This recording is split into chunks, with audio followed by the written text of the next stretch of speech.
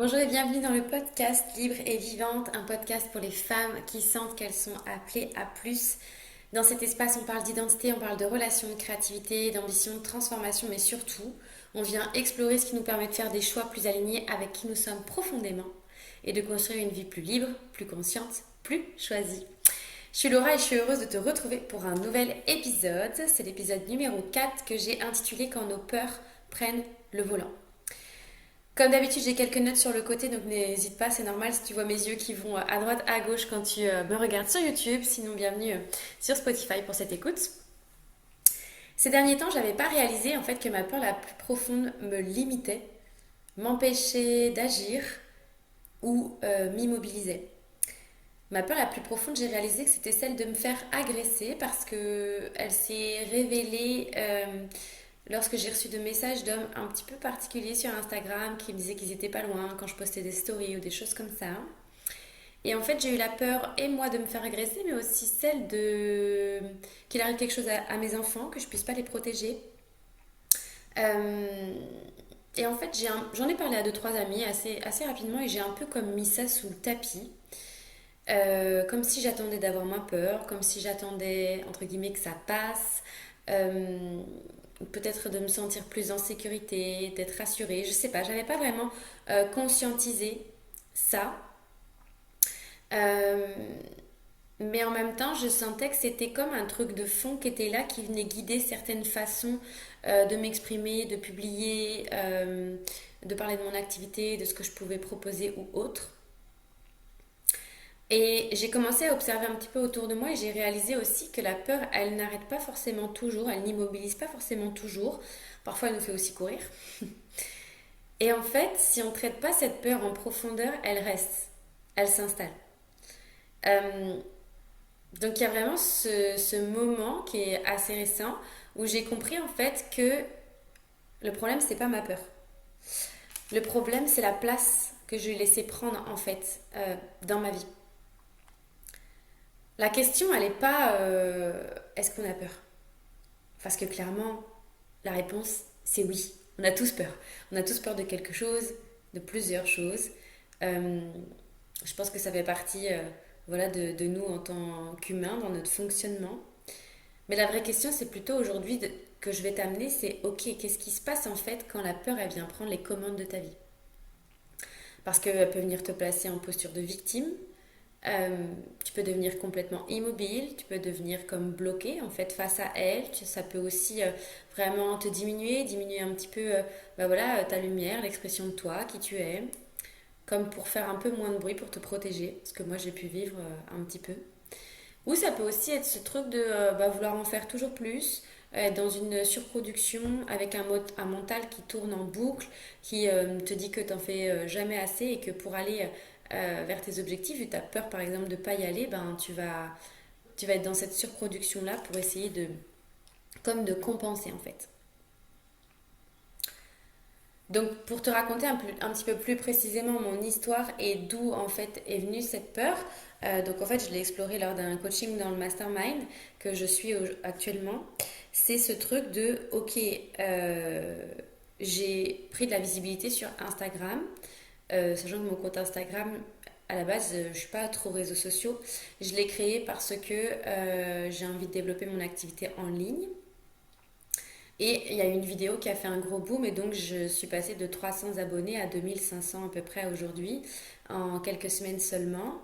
Et du coup, bah, c'est vrai que ma façon de publier a dû évoluer avec ça évidemment parce que j'ai reçu des messages d'hommes. Je dis d'hommes parce que c'est uniquement des hommes qui m'ont écrit, même si bien évidemment je ne place pas tout le monde dans le même panier, mais pour autant c'est ce qui m'est arrivé de personnes où quand je parlais d'un endroit dans lequel j'étais, où je recevais des messages de je suis pas loin, trois petits points, ou d'autres personnes qui ont fait des recherches sur internet sur moi pour bah, en fait m'envoyer des captures d'écran après pour me dire ah t'habites là, ou qu'on fait des captures d'écran des photos de moi ou me demander où j'habitais ou enfin voilà plein de messages comme ça d'hommes différents. J'en ai bloqué, j'en ai signalé d'autres en fonction des messages qui étaient.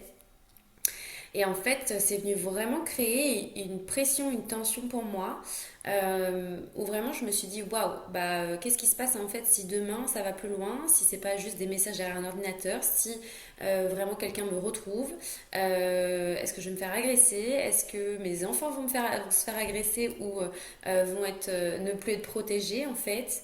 Il y a vraiment ce truc-là aussi de me dire, ok, violation aussi de mon intimité, de ma vie privée. Et ça crée vraiment en fait en moi une peur, une appréhension, des angoisses sur, ok, en fait, comment je gère ça. Je me rappelle avoir appelé une copine en urgence un après-midi en lui disant, écoute, va taper mon nom, mon prénom sur Google et dis-moi ce qui ressort de ton côté. Faut que j'enlève cette vidéo, faut que j'enlève ce truc pour vraiment faire le tri de ce qui était accessible ou pas. Donc ça m'a amené une hypervigilance, bien évidemment. Comme une forme d'évitement, ouais, j'ai senti que j'ai ralenti sur mes publications, une forme de restriction de ce que je pouvais partager, notamment en story sur ma vie quotidienne, et une sensation, tu vois, vraiment de contraction en fait. Et chez moi, du coup, pour cette peur-là, en tout cas, ce qui s'est passé, c'est que j'ai eu cette tendance à me diminuer un peu ma lumière, mes partages, pour me sentir un peu plus protégée, en sécurité dans mon cocon. Euh, Mais il y a aussi d'autres peurs, parce que j'ai observé du coup d'autres femmes autour de moi où ça produit exactement l'inverse. Si je prends l'exemple de femmes entrepreneurs qui m'entourent, la peur en fait elle peut très clairement, par exemple si on parle d'une peur de manquer financièrement parlant, de surproduction, de perfectionnisme, d'un besoin de contrôle, une difficulté à s'arrêter, un besoin de prouver sa valeur en continu, une incapacité à venir célébrer ses avancées, même si en soi concrètement elles semblent en fait avancer. Mais au fond, c'est pas le désir, c'est pas leurs rêves, leurs projections, leurs objectifs qui les conduit, mais plutôt la peur peut-être de ne pas y arriver, de manquer ou autre. Donc ce que je vais amener aujourd'hui, c'est vraiment ce moment de bascule en fait où il y a certaines peurs qui nous figent, d'autres peurs qui nous épuisent, mais dans les deux cas, la question elle reste la même. C'est qui est au volant? Est-ce que en fait, parce que moi j'aime bien cette image de la voiture où tu es au volant, c'est toi qui conduis, c'est toi qui roule. Moi clairement quand je conduis je suis en Lamborghini, je vous le dis, elle est soit orange soit violette, mais je suis en Lamborghini donc ça va vite. Et parfois j'ai laissé la place, je me suis mis en copilote en fait et j'ai laissé la place à mes peurs, à d'autres choses dans ma vie. Euh, Par exemple aussi quand j'étais dépendante affective, je pouvais laisser la place aux hommes dans ma vie par exemple. Ça donne une idée du fonctionnement. Et moi, j'étais assise sur le siège passager et depuis quelques temps, je suis clairement conductrice de ma vie. C'est mon objectif aussi. Et donc, j'ai envie de t'amener ce truc de, ok, quand tu as peur, en fait, qu'est-ce que tu fais? Qu'est-ce que tu contrôles? Qu'est-ce que tu fuis? Peut-être aussi, qu'est-ce que tu surinvestis? Qu'est-ce que tu arrêtes de faire? Vraiment, toutes ces questions-là, parce qu'en fait, la peur, elle nous fait croire quelque chose en fait. Ça raconte souvent une histoire, tu vois. Peut-être que ça te raconte l'histoire de ok, je suis pas capable, je suis pas prête, je dois faire plus, ou je dois faire mieux, ou encore je dois me protéger, je dois anticiper. Et à force, en fait, tu vois plus la peur. À force, tu crois que c'est toi, que c'est ton identité en fait. Parce que ça vient vraiment te guider, vu que ça a pris le volant, ça a pris ta place dans la voiture. C'est vraiment ça qui fait comme si, ok, en fait, c'est clairement moi.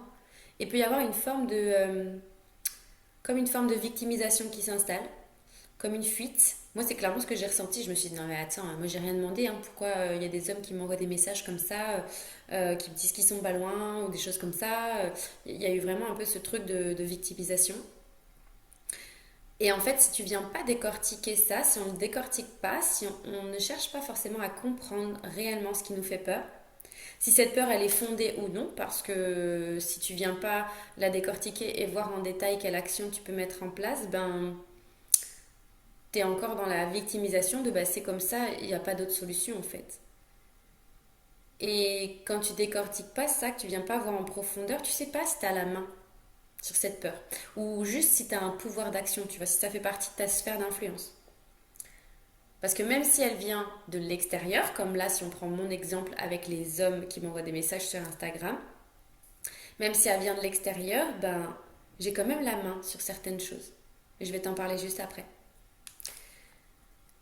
Donc moi, ma prise de conscience, du coup, ça a vraiment été de, ok, mon changement aujourd'hui, c'est pas que j'ai plus peur.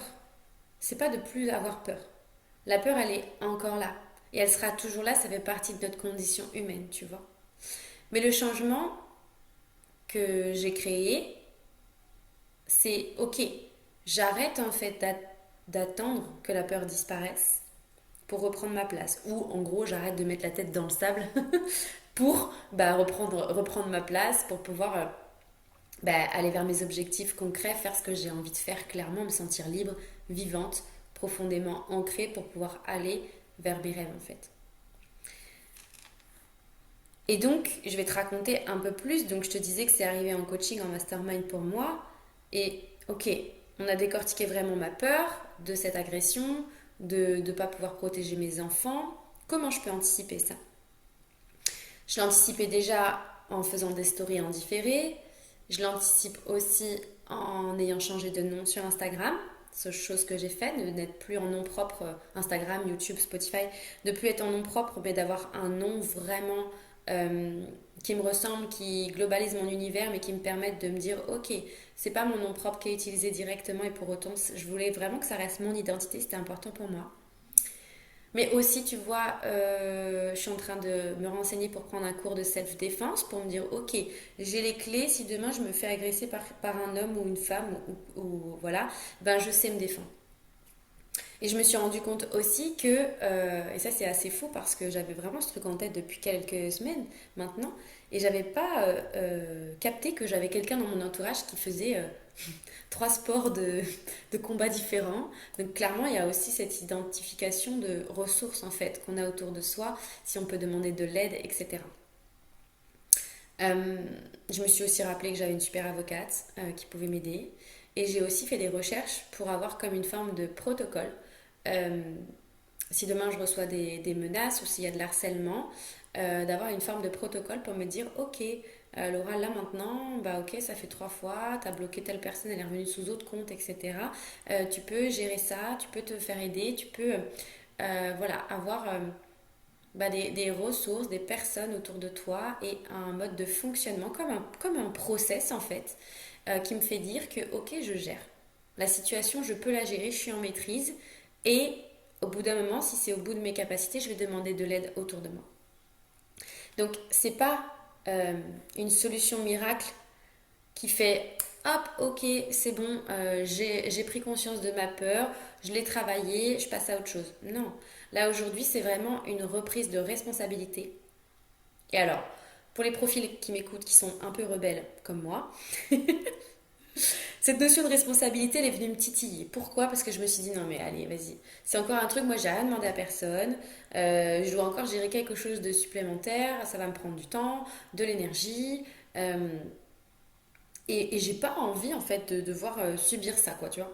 Il y a vraiment eu cette première réflexion qui était là pour moi, mais en même temps, après je me suis dit, ouais, mais en fait, c'est ce qui t'empêche aujourd'hui d'être totalement libre. Donc en gros, si tu prends pas le dossier, que tu viens pas le mettre sur la table, bah, tu vas pas pouvoir faire ce que tu as envie de faire, aller vers tes objectifs, tes rêves. Tu vas pas pouvoir passer ton prochain palier. Tu vas pas pouvoir t'exprimer librement sur Instagram, aller vers ce qui te fait vibrer. Ah bah non. Du coup, le choix, ça a été quoi? Bah ok, j'arrête de me victimiser, de me dire que bah, c'est pas de ma faute et que je subis cette situation-là. Par contre, je viens prendre la responsabilité d'y consacrer du temps pour solutionner ça et me dire, ok, je suis pas toute seule face à ça, j'ai des ressources, j'ai des choses que je peux déjà mettre en place, et bien on y va en fait. Et ça m'a vraiment remis dans cette posture de ok, confiance en moi, responsabilité, je suis capable de. Je trouve des solutions, je me fais aider aux besoins.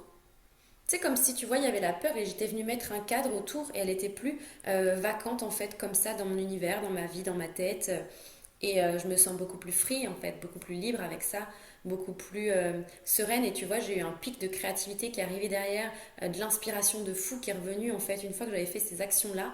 J'ai trouvé ça mais tellement précieux que voilà, c'était vraiment cette prise de conscience que j'avais envie de partager. Donc Ce que j'ai envie de t'amener aujourd'hui, c'est de venir peut-être te demander à toi aussi, peut-être pour du coup avoir cette libération, pouvoir la vivre aussi, reprendre en fait les commandes, tu vois. C'est de te demander en fait de quoi tu as vraiment peur au plus profond de toi aujourd'hui, si tu imaginais le pire scénario possible. Ce serait quoi, tu vois? Et te poser la question de, ok, qu'est-ce que cette peur, elle vient m'empêcher de faire aujourd'hui, d'accomplir? Qu'est-ce que cette peur, elle est en train de conduire dans ma vie aujourd'hui? Et ensuite, dans un second temps, venir te poser la question de, ok, sur quoi j'ai la main en fait là-dessus? Avant, en anticipation, pendant, qu'est-ce que je peux faire? Après, le scénario le pire possible pour toi. Qu'est-ce qui est possible de faire? Et j'ai envie de te dire, fais appel à ton imagination, à ta créativité, parce qu'en fait, des solutions, des choses à faire, il y en a toujours. Juste, ça demande de la responsabilité, ça demande du temps. Et pour autant, c'est ce qui va te permettre de pouvoir passer ton prochain palier, ce qui va te permettre de pouvoir avancer, de pouvoir te sentir plus libre, plus vivant, plus aligné, et ne plus être copilote. Revenir vraiment au volant de ta voiture. Et personnellement, moi, conduire une Lamborghini, ça me plaît bien. Donc, en conclusion, pour terminer cet épisode de podcast, nos peurs, elles disparaîtront probablement jamais complètement. Bien sûr qu'aujourd'hui, j'ai encore peur. Je suis toujours maman, je vis toujours dans le même monde. Il y a certains risques qui existent toujours. On n'est pas là pour mettre des œillères, bien au contraire. Mais ce que je veux dire, c'est que je construis ma vie euh, en fonction de ma responsabilité. C'est-à-dire, je construis plus ma vie autour de ma peur. Et je crois que la liberté aussi, elle commence par là, tu vois. Et les peurs, elles font partie d'expériences humaines. Mais pour autant, tu peux apprendre à les écouter sans leur donner la clé et venir vraiment prendre la responsabilité sur ce que ça peut apporter dans ta vie. Parce qu'en fait, quand tes peurs, elles viennent prendre le volant, elles viennent t'amener à construire une vie autour de la sécurité, de la protection, tu vois. Donc c'est un peu comme si tu étais en mode survie. D'une certaine façon, en fait, tu restes en mode survie quand tu vis comme ça. Alors que quand tu reprends ta place, tu peux enfin construire ta vie autour de ce que tu désires vraiment, autour de ce qui vibre vraiment pour toi. Et c'est vraiment une grande clé, en fait, tu vois, de liberté et aussi d'expression de toi, en fait, par rapport à qui tu es vraiment quand tu n'es plus guidé par tes peurs. Qui t'es, en fait, derrière tout ça. Et une fois que tu as traité ça, que tu es allé vraiment en profondeur avec tes peurs, là, il y a la libération de se dire, ok, c'est bon, je peux le faire. Voilà.